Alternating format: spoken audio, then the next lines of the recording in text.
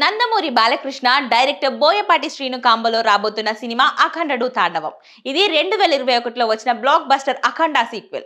ఇప్పటికే అన్ని కార్యక్రమాలు పూర్తి చేసుకున్న ఈ చిత్రం డిసెంబర్ 5న తెలుగు, హిందీ, తమిళ్, కన్నడ, మలయాళ, ఆవది భాషలో రిలీజ్ కానుంది. ఈ రోజు రాత్రి ప్రీమియర్ షోలు ప్రారంభించబోతున్నారు. అయితే ఇప్పుడు ఈ చిత్రానికి పెద్ద షాక్ తగిలింది. అఖండ తాండవం సినిమా విడుదల ఆపాలంటూ ఈరోస్ ఇంటర్నేషనల్ నిర్మాణ సంస్థ మద్రాస్ హైకోర్టును ఆశ్రయించింది. 14 రీల్స్ ఎంటర్టైన్మెంట్ సంస్థ తమకు 28 కోట్లు చెల్లించాల్సి ఉందని, ఇప్పుడు 14 రీల్స్ ప్లస్ పేరుతో ఈ సినిమాలు నిర్మిస్తున్నారని, తమకు రావాల్సిన డబ్బులు చెల్లించేంత వరకు అఖండ సినిమా రిలీజ్ నిలిపివేయాలని పిటిషన్లు దాఖలు చేసింది. దీన్ని పరిశీలించిన న్యాయస్థానం ఈరోస్ ఇంటర్నేషనల్ సంస్థకు అనుకూలంగా తీర్పు ఇచ్చింది. అఖండ విడుదల ఆపాలని ఉత్తర్వులు జారీ చేసినట్లు వార్తలు వస్తున్నాయి.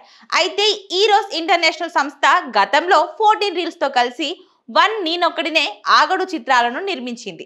రామ్ అచంట, గోపిచంద్ అచంట, సునీల్ సుంకర ఈ సినిమాలకు నిర్మాతలుగా వ్యవహరించారు.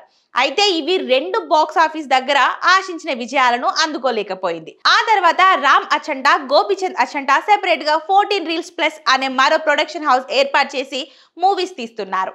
ఇప్పుడు అఖండ చిత్రాన్ని ఈ బ్యానర్ లోనే రూపొందించారు.